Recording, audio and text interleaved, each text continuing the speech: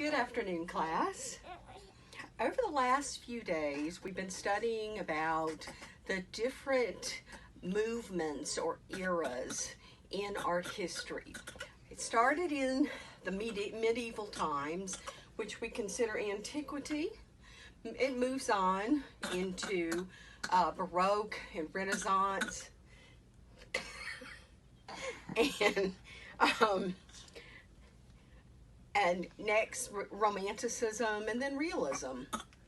So yesterday we talked about realism, and does anybody remember one characteristic about realism? Julie? They didn't add any emotional feeling to the paintings. Okay, good. Anybody else? Rachel? They painted everyday people that they saw around. They did, absolutely. These artists were turning their backs on what was the social norm, really. They no longer sought out wealthy patrons to finance their art. And as a result of that, the subject matter changed. They painted what they wanted to. They painted the lower class, the peasants, working in the field. Who all has been to a museum in the past? Okay, good. Rachel, do you have a favorite style of art? Yes, I like things with lots of color and texture and stuff to it, and one artist I like is Van Gogh. Van Gogh. Okay, great. And he was actually an impressionistic painter. More towards the post-impression, but we're not going to get hung up on impressionism and post-impressionism. Julie, do you have a favorite style of art?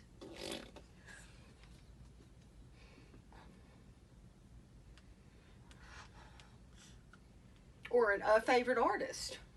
I like Monet. Monet. And he was the epitome, the main artist, the biggest artist of Impressionism. And we'll see some of his paintings. The water lilies are very, very famous, and the haystacks. So that's great. So what do you think Impressionism means? Can you predict what that might mean? Rachel? Like to take it literally, like your impression of something, like your take on something, maybe? Good. Okay. So next we're going to go over the content and the language objectives.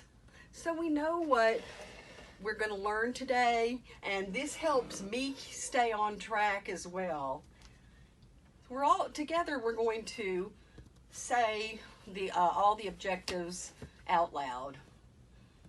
Number 1, students will identify related themes in the style of Impressionism and Post-Impressionism. Number 2, Students will compare and contrast the style of art in the Realism era versus art in Impressionism. Number 3, students will be able to identify and summarize the characteristics of Impressionism. Next, the language objectives. Number 1, students will predict the meanings of vocabulary words. Students will be able to discuss paintings in the Impressionist style, Both in writing and speaking. Students will be able to identify, organize, and summarize information learned in writing. Okay, very good. Next, we're going to watch a slideshow that will give us a brief overview of some of the paintings that best depict or best show the realism style. And then next, you'll see slides of impressionistic paintings.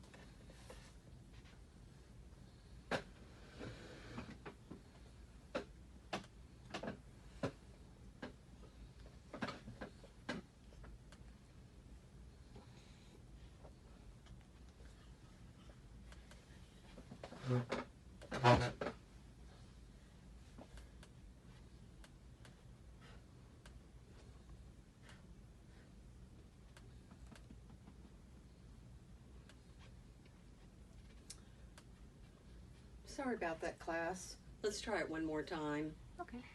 All right, these are examples of realistic paintings that were painted before Impressionism. You notice that these are working class people. These are peasants working out in the field.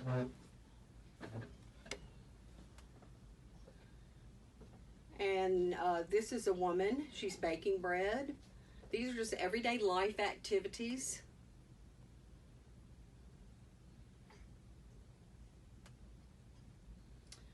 And these next slides are going to start the slides of impressionistic paintings. And you see the colors, the color palette is pretty much colors of the natural world. Softer, you can see the brush strokes.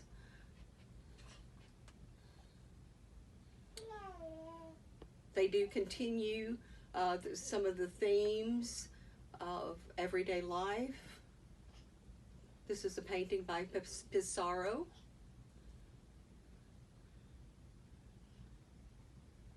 And you can see in this painting the different brush strokes.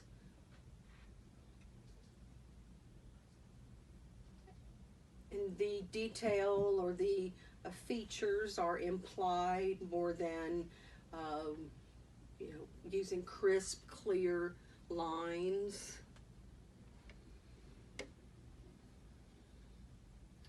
Same with this painting. There are a lot of brush strokes. Can you see that, class? Can you see the separate brush strokes? They're not all smooth, and they're very short and choppy. Yes. Here's a Van Gogh painting. This characterizes the verge of post-impressionism, but still a very, very similar color palette and brush strokes. And this is a painting by George Seurat, and this is called Pointillism, and he used little tiny dots that made up the composition. This is a Monet painting.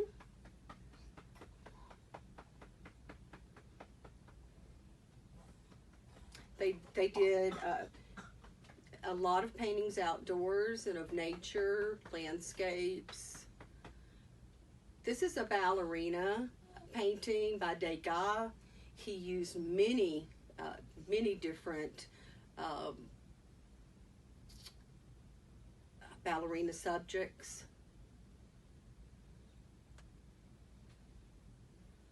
Another good example of Impressionism. And here again we see the little small brush strokes, the natural color palette. The colors are vivid, but it's definitely colors you would see out in nature. And here's a casual conversation. Looks like maybe they're in a park. That was a Manet painting. And this is also a Manet painting.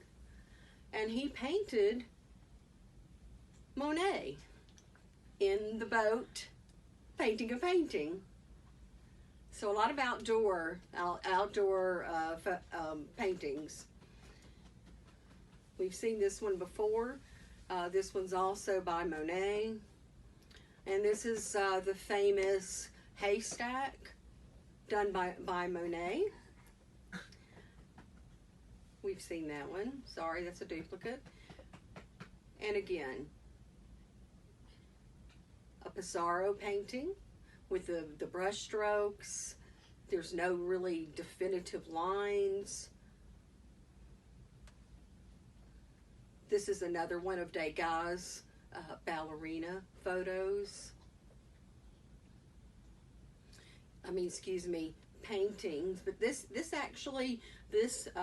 he used pastels in this painting. And pastels, you can get soft colors, soft brush strokes, and he did use that widely. This is a Van Gogh, very well known, A Starry Night. This is a really good example of post-impressionism. They pushed it a little further. The paint got thicker, the brush strokes got more visible, the texture was built up, the more vivid colors. Okay.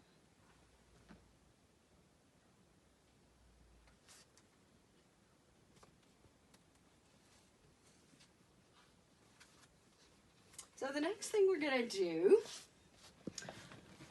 I want you to get a feel for the impressionistic art, and we're going to do a piece of artwork, and we're going to, like Degas, go ahead and use the pastels or the pencil pastels. You can use markers, you can use crayons, and there's the supplies. Rachel, would you mind getting the supplies? Sure. And setting those up, please?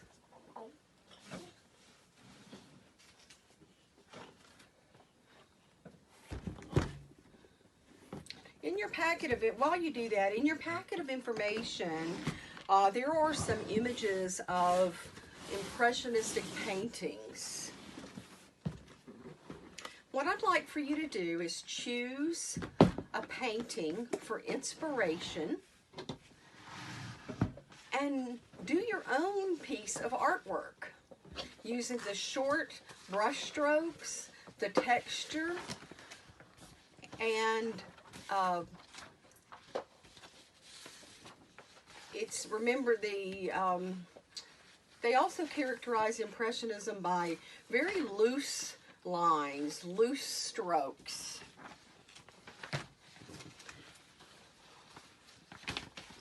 You've got broken color, loose and fluent brushwork, relaxed and sometimes inaccurate drawing. And they focus on capturing the moment. This is going to be a quick exercise. I'm going to give y'all 10 minutes. There's some sketch paper in this. Yeah. I'm going to give you 10 minutes.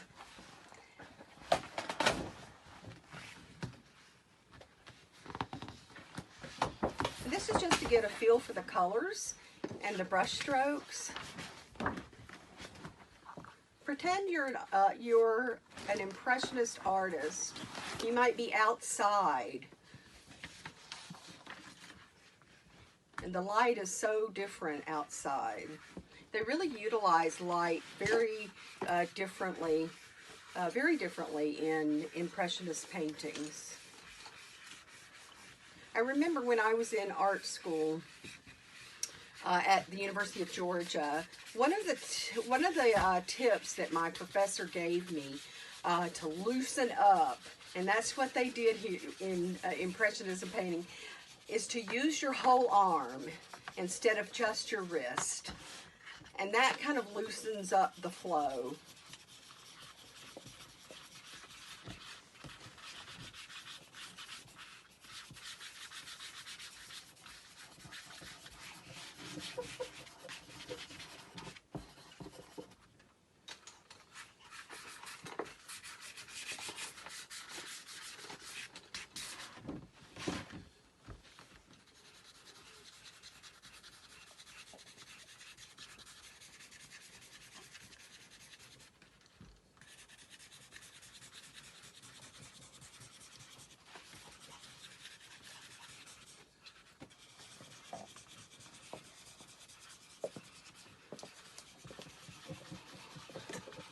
Nice colors.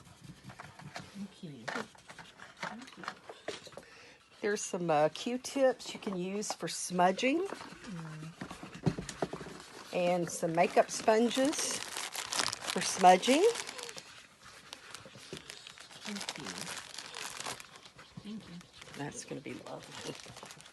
My face right up in the camera. You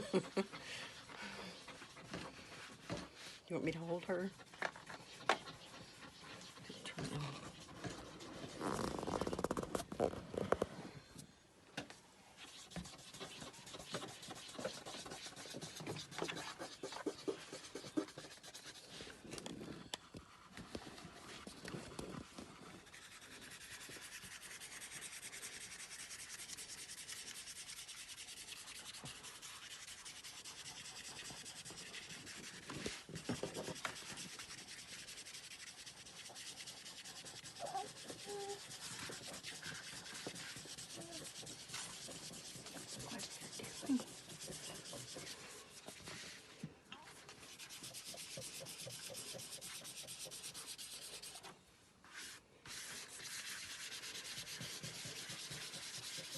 You feel relaxed? Yeah. You're not worrying about strict rules. No. Kind of freeing. The what? It feels freeing. Yeah, it is. Very, yeah, good observation.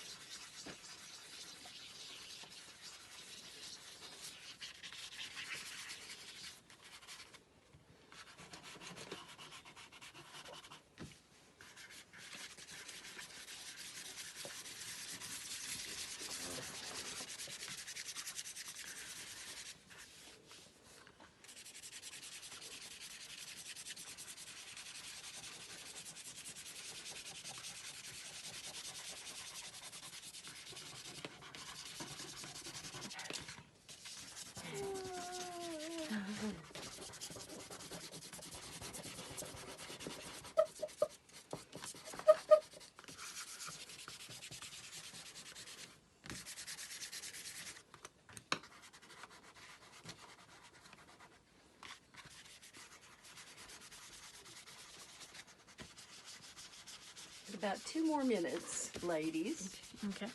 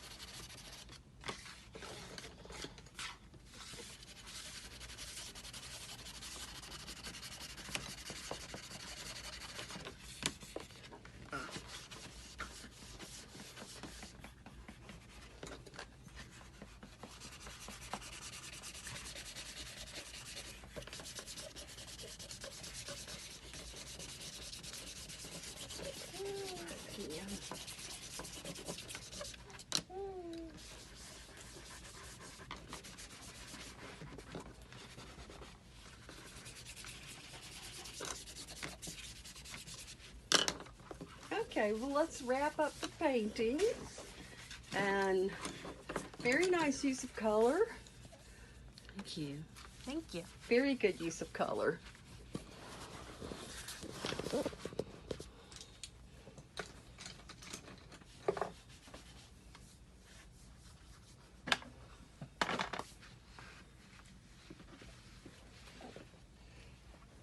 Okay, these are very nice. We're going to display these on the wall a little later. Very, very good. Okay. All right, how did that exercise feel? I enjoyed it. You enjoyed it? Yeah, it Very was good. It was relaxing. Okay, So in order to really understand Impressionism, these vocabulary words are going to help us. I'm going to go through these one by one. And let's, as a class, let's read the word or the term and then read the definition together. Idealized forms.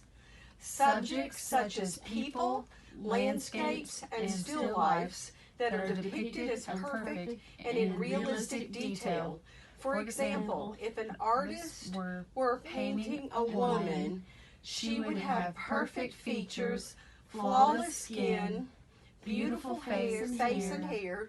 The artist would paint her in whatever the accepted social norm was at the time. This describes realism. So, does anybody know what they mean by the accepted social norm? Yes, Rachel. What society would, I guess, what society would be used to, what they accept as okay. Yes. Nothing that they wouldn't. That would Yes. be, yeah. Absolutely. Absolutely. Very good definition of that. Okay. The next word is Impressionism. Impressionism. Art movement of French painters in 1870 of depicting the natural appearances of objects by means of dabs or strokes of primary unmixed colors in order to simulate actual reflected light. And here is an example of the water lilies by Monet. You can see the dabs of color and the strokes and the beautiful blues and greens. And you can tell it's daylight and the sun is out.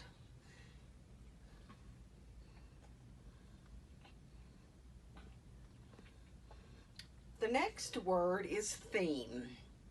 Let's read that together. Theme.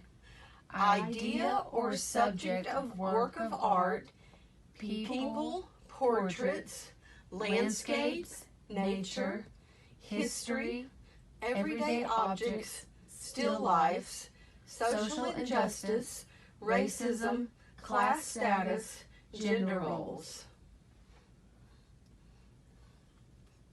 So the theme or subject of a piece of artwork can be many things. And these are some of the examples.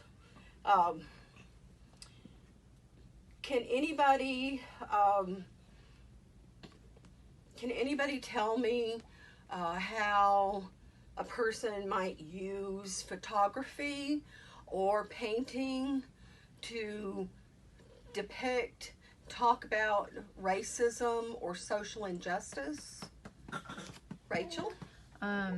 Maybe somebody that pictures of people in like the cotton fields or so, or there where they lived versus the people that they worked for lived. Right. Good. Very good. Very good. And that just kind of brings it to the forefront of everybody's mind when other people can see those injustices.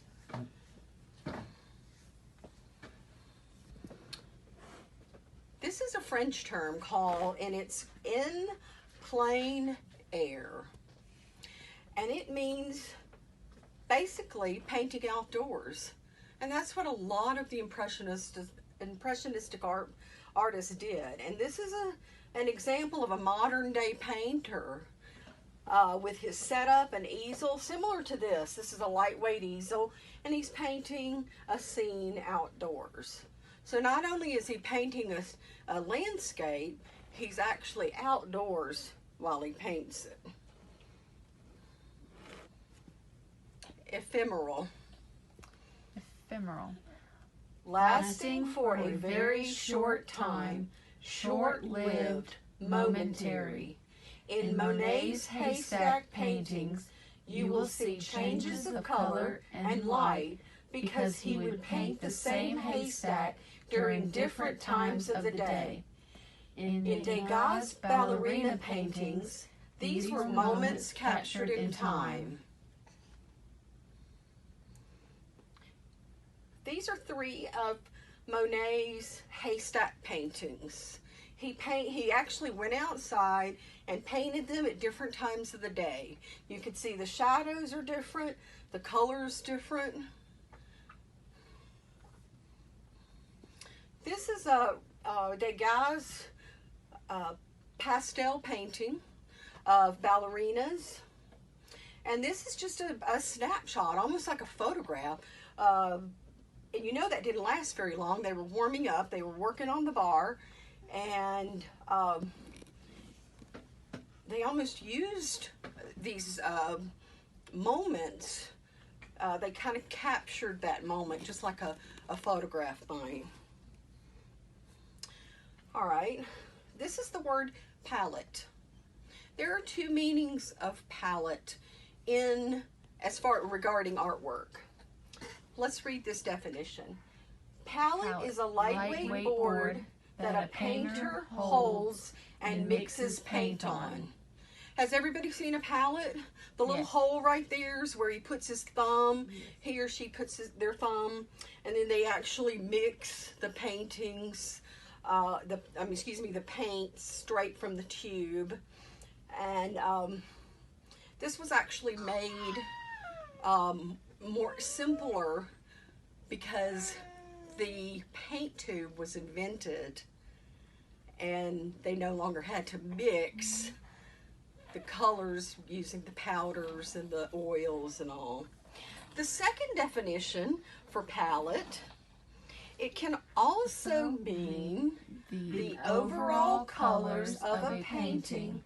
Impressionistic paintings featured colors of the natural world, a set of colors. So when you're talking about a palette, that's what they mean. It's just a set of colors that were used in a painting. And here I've got an example of a makeup palette and a representation of some colors that an impressionist artist might use. Okay? All right. So the next activity is going to be a vocabulary activity that I'd like for you to work with your partners on. And you're going to take these slips of paper and you're going to match up the meanings.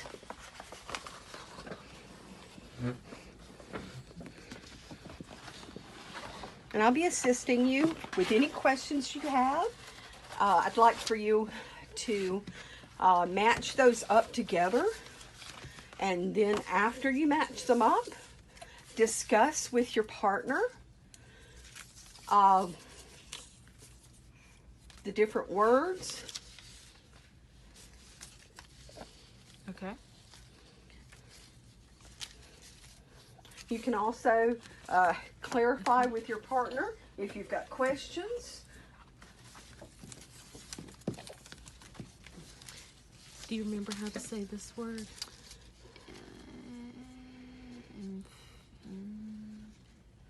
Ms. Bolton, how do you say this word? Ephemeral. Ephemeral.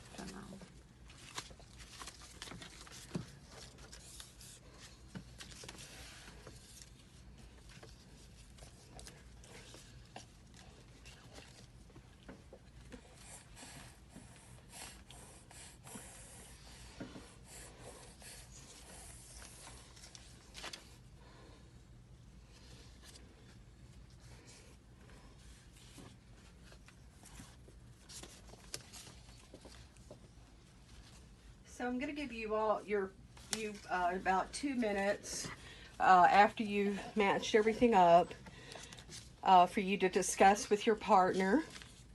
This one goes with this one. Okay. Palette. Okay. Impressionism.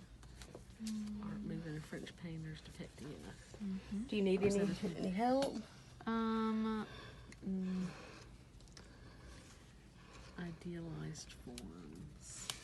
I think. I don't Yeah. remember that. Not one. sure. Lasting for. Idealized forms yeah. or subjects. No. Noting. This thing. Okay. Yeah, this is, yes. Idealized forms are what, the perfect version of a person or thing. Oh, okay. Ephemeral. That's lasting a short time. This is this one. Okay. Yeah. Oh, you're putting. Yeah, we're okay. just putting them side by side. Okay. So I'll give y'all a minute to discuss that. Okay. Okay. So, You did good on that one, Rachel. thank you, Julie.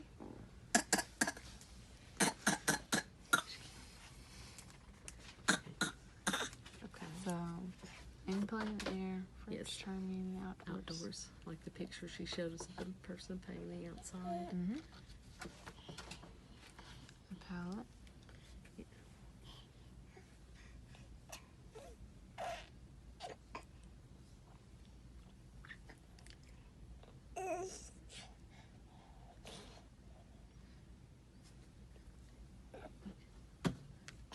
Okay, that was. I like that. I like matching them up. It'll be easier to remember it on the test.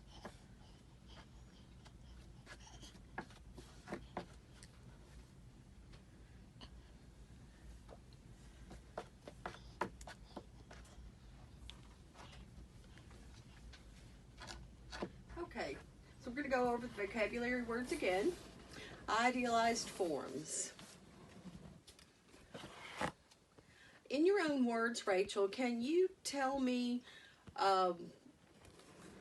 what an idealized form is and what era of painting it refers to? I'd say it was, like I said, it was their take on a person, their idea of it, and it was realistic in the detail. And you said an example of it. What era Oh, air. did they use idealized forms in Impressionism painting? I mean, was it did they have to be perfect? No. That Right. It was just how it was, how they were when. Right. Yeah. Right. So realism used idealized forms. Right.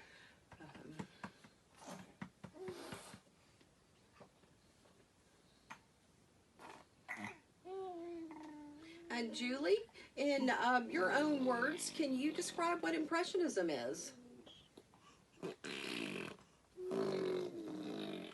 Impressionism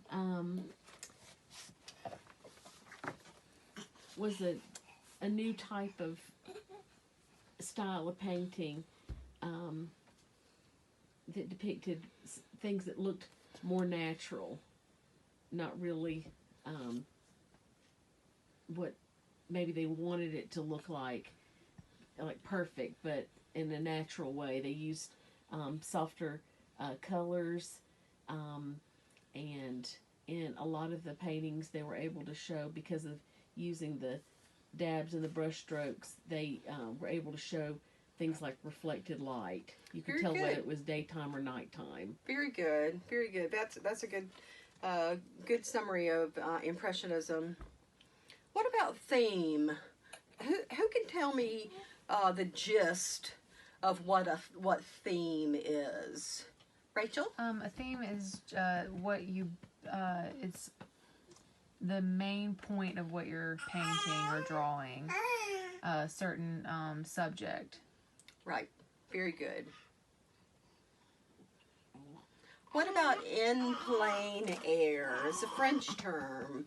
Does anybody remember what that means? Rachel? Yes. It means outdoors. Right. Right. And a lot of Impressionist painters did paint outdoors. Can you briefly describe the word ephemeral?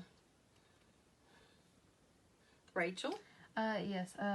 It lasting for a very short time. It's momentary. Good. What about one definition of palette? Julie? It could mean the like wooden board that artists use to hold while they mixed colors of paint to paint pictures. Okay, good. Rachel, can you tell me the other meaning of the word palette as it refers to artwork? Yes, it's also it means that like the overall colors of a painting. The paintings that feature colors of the natural world. Good. All right. As we talked about earlier, these artists continued to move away from the traditional forms of artwork. They turned their backs on the government-run salons. The salons were where they showed their artwork in hopes to get recognized and in hopes to sell their artwork. And those salons in France were run by the government. And of course, when things are run by the government has a say-so on what you can exhibit and show there. Okay. France has long been known for a gathering place of artists. And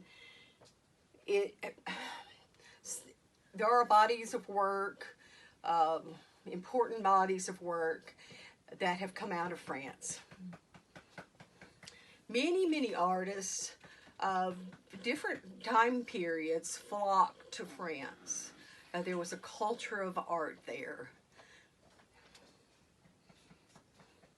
Rachel, what do you think would happen if, here in the North Georgia mountains, there are many artists that live here.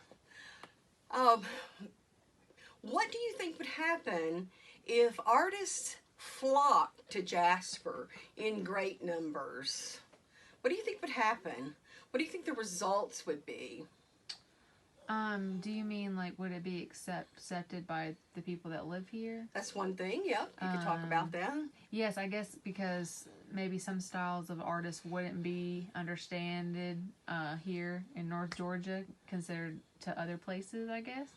And then I feel like they would have a lot to go off of though in the North Georgia mountains if they did anything outdoors. That's a really good observation because my next question was going to be, why do you think artists are attracted to the North Georgia mountains? The beautiful mountains. Yes, beautiful mountains. A lot of nature, unspoiled, right? Yes. It's not a big city. So yeah, and just like the Impressionist painters, they enjoy the nature and painting nature and different landscapes.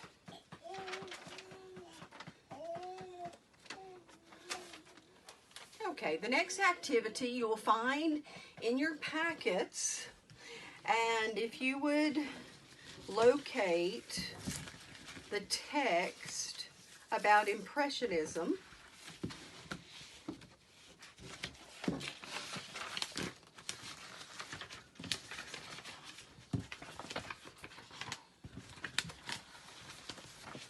I believe it's on the left side of your packet.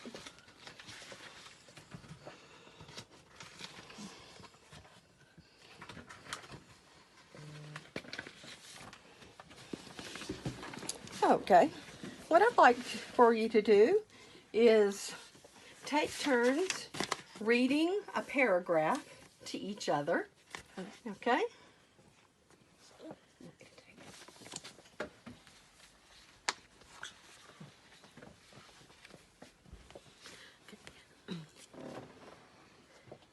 Impressionism can be considered the first distinctly modern movement in painting. Developing in Paris in the 1860s, its influence spread throughout Europe and eventually the United States.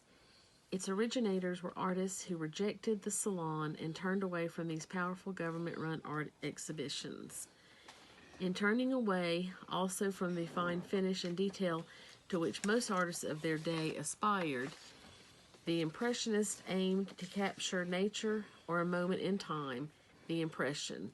Impressionist artists moved from the studio to the streets and countryside, painting in plein air.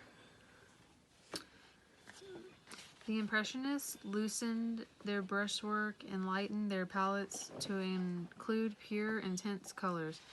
They abandoned traditional linear perspective and avoided the clarity of form that had previously served to distinguish the more important elements of a picture from the lesser ones. For this reason, many critics faulted Impressionist paintings for their unfinished appearance and seemingly amateurist quality. Picking up the ideas of Gustave Courbet, the Impressionists aimed to be painters of the real. They aimed to extend the possible subjects for painting. All right, now what I'd like for you to do with your partner is discuss the different aspects of Impressionism. And then, following that, what you're going to do is you're going to locate your graphic organizer. You're going to write the similarities between realism and Impressionism, and then you're going to write the differences between the two as well. Make sure you remember to put your name and date at the top of the page.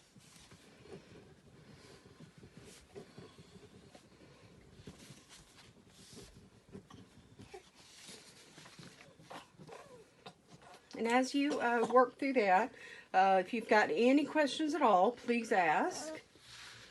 Is the difference between which two? Impressionism and realism. Okay. You can pull out that sheet that you've got in your packets for realism, so you can refresh your memory. Yep.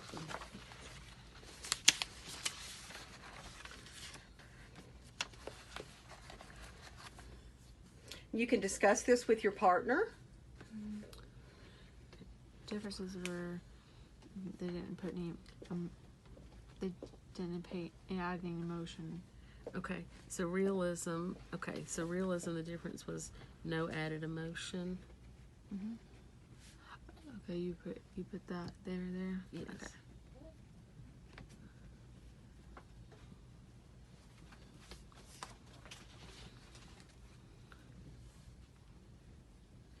And they depicted real people, even poor people.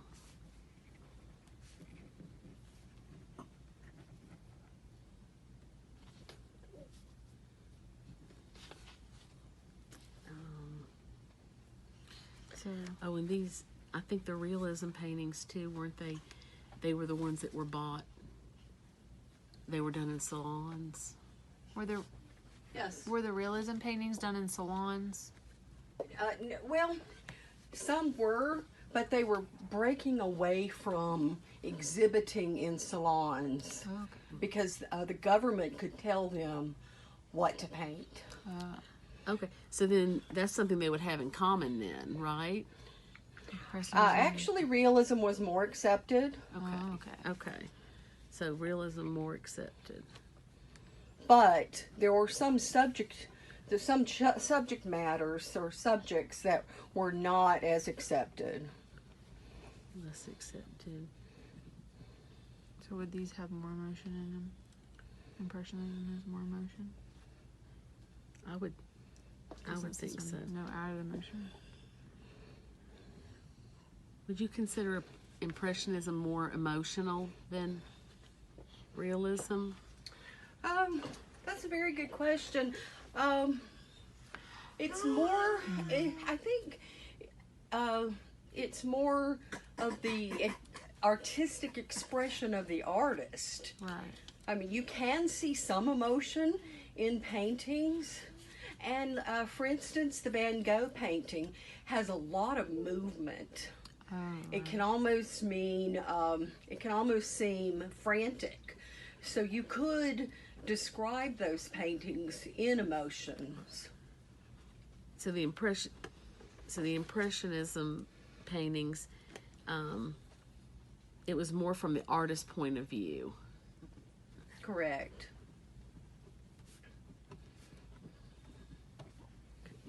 And then what do you think is a similarity?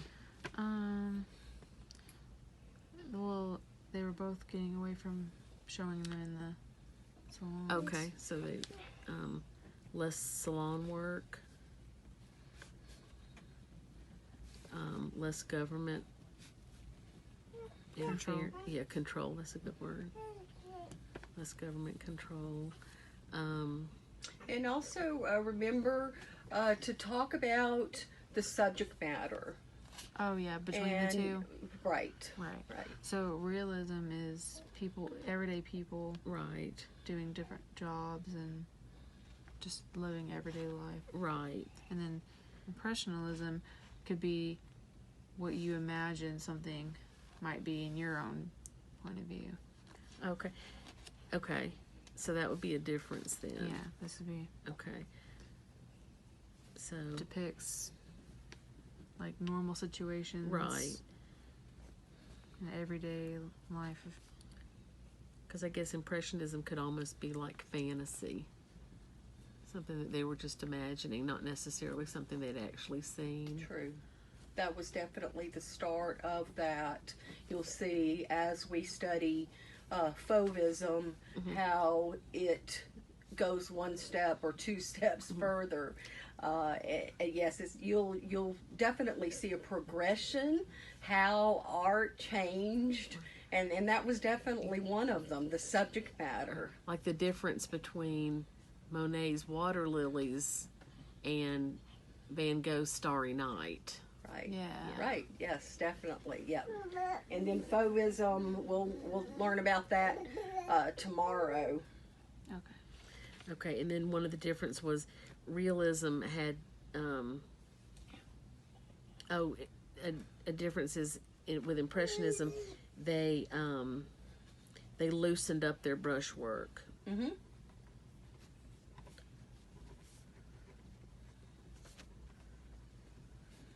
And so because realism they had More crisp, control? yeah, crisp lines and more control.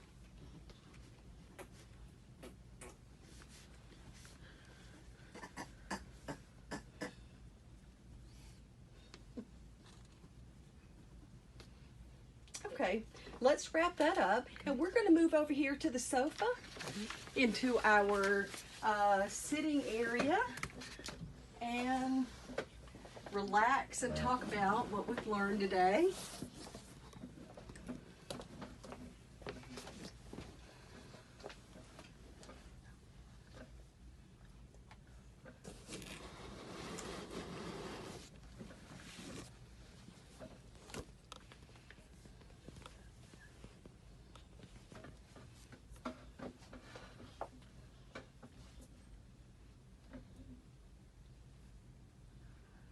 It won't work there? Okay. What are you seeing when you're...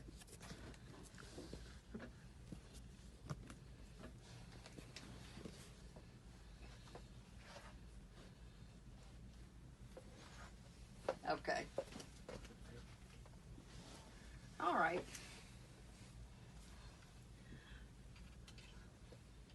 So we're going to go back over the vocabulary words because, like I said, the vocabulary words are really important to understand Impressionism.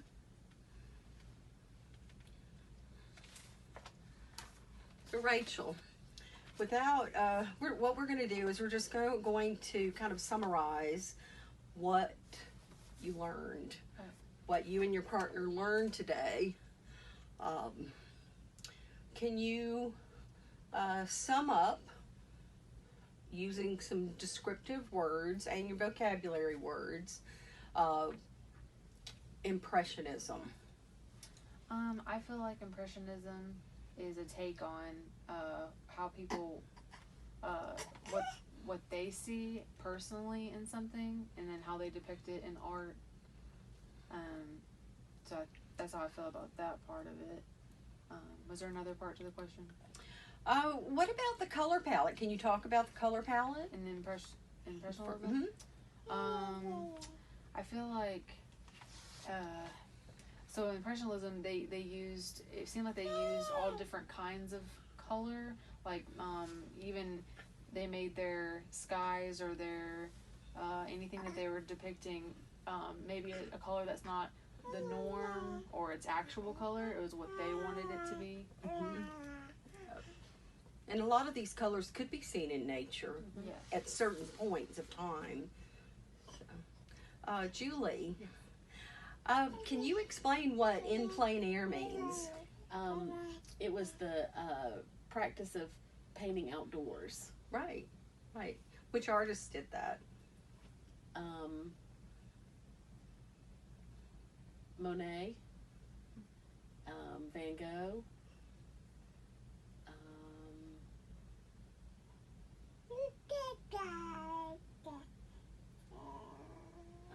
I think, I don't know, was Degas, was he? Degas. Did he do Mhm. it? Okay, I didn't know Yep. he did outdoors. Yep. And he did, of course, you know, the Yeah. dancers, the ballerinas were indoors. What about the word ephemeral? Rachel, you give me your take on ephemeral, what that means to you in terms of artwork. Can you give me a hint on the word? It's a moment in time. Oh yes. It was whatever was happening right then and there that they just drew or painted. That's a very good point, because if you look back on the Renaissance era, they did so many paintings of royalty, kings and queens, and it for posterity, for history, because they wanted their portrait to last forever. So that's a good point. It's a moment in time. Like, Julie, what does it mean to you?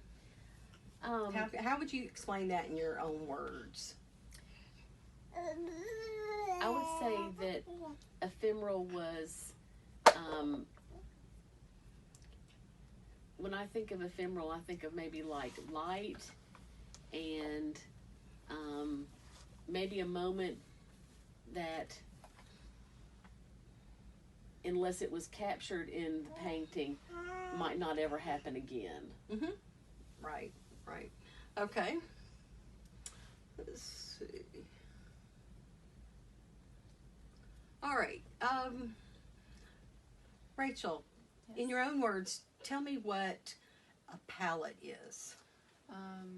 So one definition of a palette was the wooden board that artists use to mix paints on. Good. Julie, do you have another definition for palette in relation to artwork? A palette can be a set of colors that's used for a particular artist or a style of painting. Mm-hmm. It can even be eyeshadow palette, which Right. is just a bunch of different colors grouped together. Mm-hmm. And black and white photography, their palette would be black and white and grays, Right. tones of gray. So that would be their the palette that is makes up a photograph, a black and white photograph. All right, so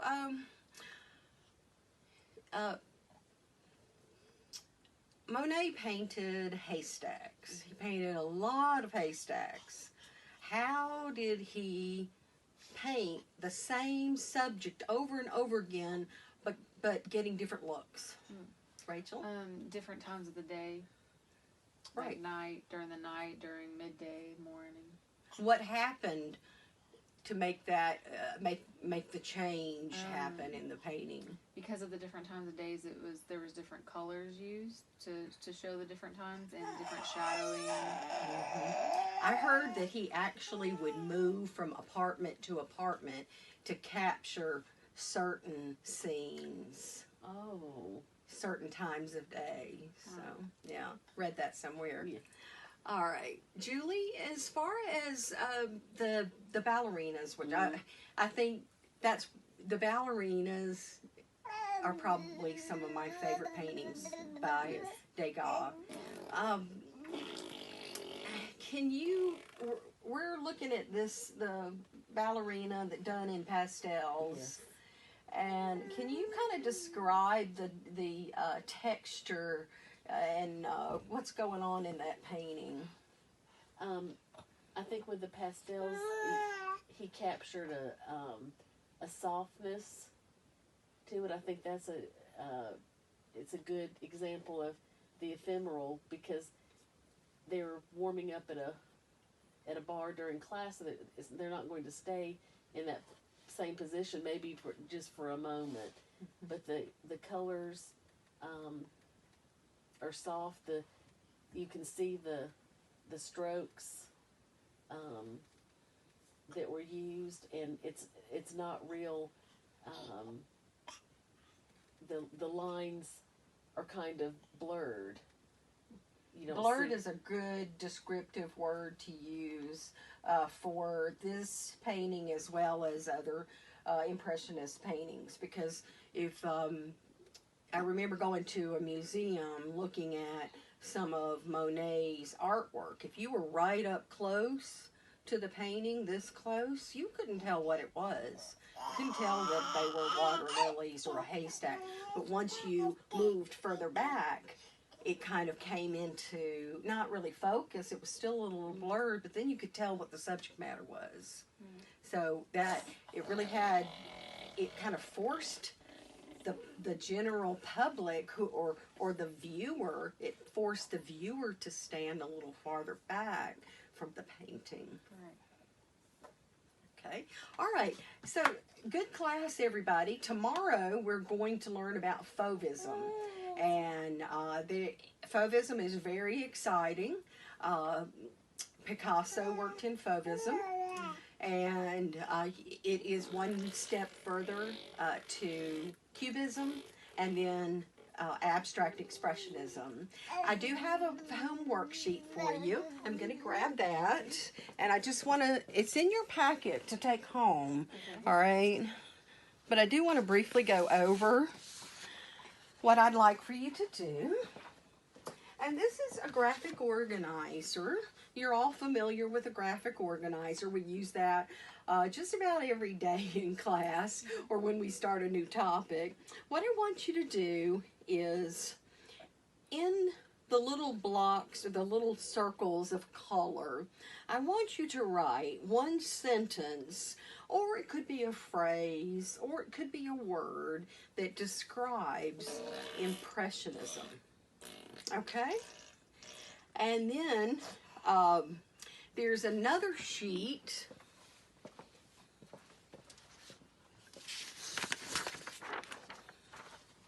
This is the second part of your homework. And I'd like for you to list 5 artists who worked in the Impressionistic style. And you'll be able to take your packets home. Feel free to use Google Classroom.